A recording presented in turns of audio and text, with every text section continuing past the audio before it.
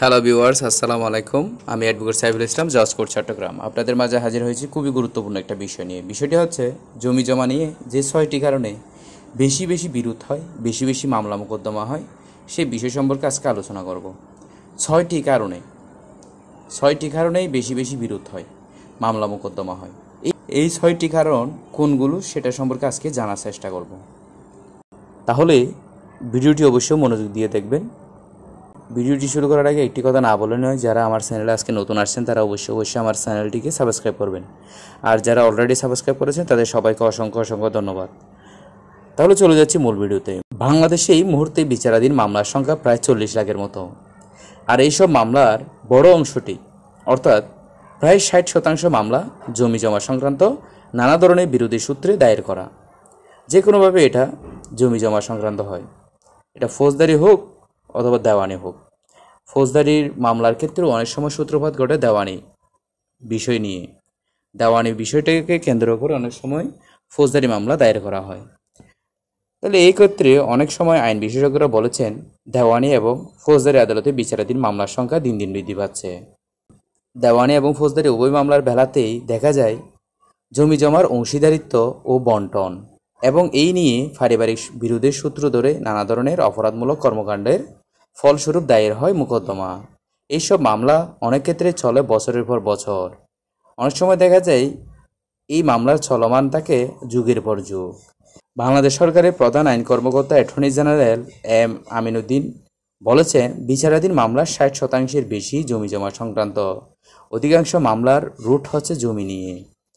স্থানীয় পর্যায়ে সমস্যা এতটাই প্রকট যে কয়েকদিন আগে দেশে অনুষ্ঠিত হয়েছে জেলা প্রশাসকদের বার্ষিক সম্মেলন, যেখানে কোভিড-19 মহামারী ব্যবস্থাপনা সহ আলোচ্য বিষয়ের মধ্যে অন্যতম বিষয় ছিল ভূমি ব্যবস্থাপনা। কিন্তু কেন জমি জমা নিয়ে এত বিরোধ আর মামলা মোকদ্দমা ঘটে কেন, সেসব বিষয় সম্পর্কে আজকে আলোচনা করব। 1 নম্বর হচ্ছে পারিবারিক বিরোধ। জমি জমা নিয়ে সবচেয়ে বেশি মামলা দায়ের হয় পরিবারের সদস্য এবং শরিকদের বিরুদ্ধে। এই ধরনের বিরোধের পেছনে প্রধান কারণ থাকে জমির বন্টন সংক্রান্ত বিবাদ। অনেক সময় দেখা যায় জমির মালিকের মৃত্যুর পর তার ওয়ারিসদের মধ্যে সম্পত্তির বন্টন যথাযথ বা দাবিমতো না হলে কিংবা আইনসিদ্ধ না হলে বিরোধের সূত্রপাত ঘটে, আর তা থেকে দেখা যায় সম্পত্তিতে অধিকার প্রতিষ্ঠা, বাটোয়ারা মামলা, এমন ধরনের মামলা হয়। পারিবারিক বিরোধের জের ধরে মারামারি, দখল, হত্যা, অপহরণ কিংবা ধর্ষণের মতো গুরুতর ফৌজদারি অপরাধও ঘটে। অ্যাটর্নি জেনারেল এম আমিনুদ্দিন বলেছেন, জমি জমা নিয়ে যত মামলা হয় তার 60% হয় শরিকদের মালিকানা বা উত্তরাধিকার প্রতিষ্ঠিত করার জন্য। অ্যাটর্নি জেনারেল এম আমিনুদ্দিন বলেছেন, জমি জমা নিয়ে যত মামলা হয় তার 60% হয় শরিকদের মালিকানা বা উত্তরাধিকার প্রতিষ্ঠিত করার জন্য, আর সেটি বেশিরভাগ হয় পরিবারের মেয়ে সদস্যদের জমির ভাগ ঠিকমতো বুঝিয়ে না দেবার কারণে। তিনি বলেন, একসময় গ্রামে পরিবারের মেয়েরা জমি ভাগ নিত না। এটা এটা একটা কমন প্র্যাকটিস ছিল, কিন্তু জমির দাম উত্তরোত্তর বেড়ে যাওয়ার পর মেয়ের দিকের সন্তান বা তাদের সন্তান এসে নানা বাড়ির দিকে সম্পত্তির ভাগ দাবি করতে শুরু করে। ফলে সেখানে অনেক বেশি এখন মামলা দেখা যায়। শহরের দিকে এ ধরনের মামলার হার এখন কমে গেছে, কিন্তু গ্রামে এখনও এটা অনেক বেশি হারে চলছে। 2 নম্বর কারণটা হচ্ছে জমির স্বল্পতা এবং চাহিদা বৃদ্ধি। সাধারণ অর্থে যেহেতু জমির পরিমাণ বাড়ছে না কিন্তু মানুষ বাড়ছে, ফলে ক্রমেই জমির চাহিদা বাড়ছে। এর মানে হচ্ছে উত্তরাধিকার সূত্রে যারা জমির মালিকানা দাবিদার তাদের সংখ্যা বাড়ছে। এর ফলে জমি ক্রমেই মূল্যবান হয়ে উঠছে। দেওয়ানি মামলা মূলত ব্যক্তি বা প্রতিষ্ঠান দায়ের করে থাকে। জমির ভাগাভাগি ও মালিকানা বেড়ে যাওয়ায় একটি বড় কারণ এই সংক্রান্ত বিরোধের।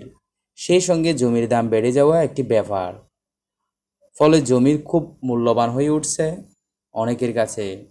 ফলে জমির উপর নিজের অধিকার প্রতিষ্ঠার জন্য নানা রকম বিরোধ সৃষ্টি হয়, যা পরবর্তীতে মামলায় গড়ায়। এক্ষেত্রে যিনি জমির মালিক তার মধ্যেও বন্টন সংক্রান্ত আইন বিষয়ক সচেতনতা পুরোপুরি থাকে না, অর্থাৎ সন্তান সন্ততির মধ্যে বন্টন করে দিয়ে যাওয়া বা ওয়ারিশনামা করা এমনটা কমই দেখা যায়। আবার নিজের প্রাপ্যটুকু নিয়ে সবাই সন্তুষ্ট হয় না। মূলত উত্তরাধিকার হিসেবে পাওয়া জমি নিয়ে এইসব অভিযোগ নিয়ে আদালতের দ্বারস্থ হন মানুষ। 3 নম্বর সীমানা নির্ধারণ। জমি জমা নিয়ে বিরোধের আরেকটি বড় কারণ হচ্ছে সীমানা নির্ধারণ নিয়ে আপত্তি। আর এই ক্ষেত্রে অভিযোগ আসে বেশিরভাগ সময় নিকটতম প্রতিবেশীর কাছ থেকে।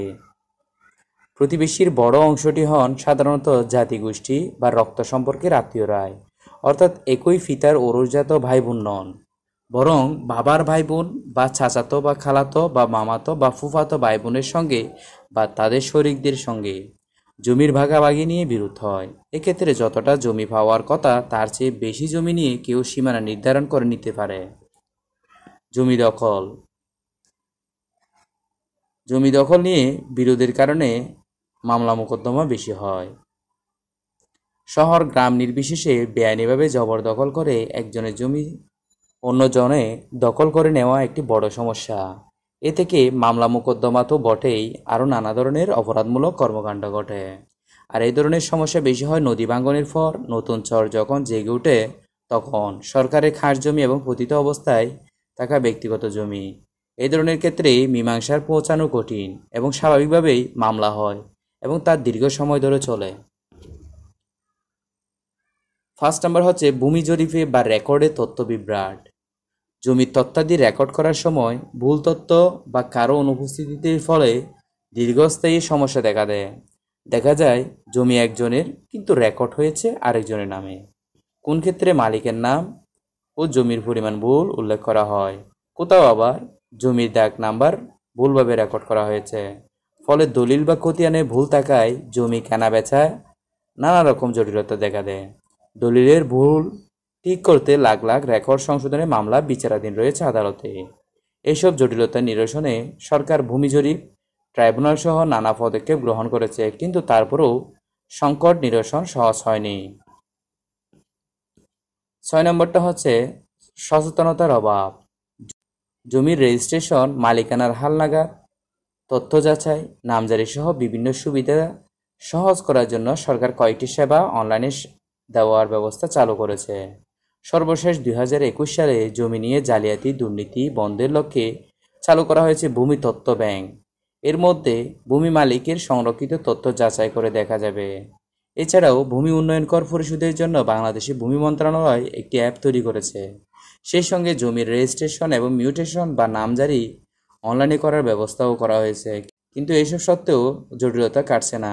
আইনজ্ঞরা বলেছেন সেটি মূলত মানুষের এইসব সেবা সম্পর্কে সচেতনতার অভাবে। তাহলে আজকের এই ভিডিওটি এই পর্যন্ত। সবাই ভালো থাকবেন, সুস্থ থাকবেন। আসসালামু আলাইকুম।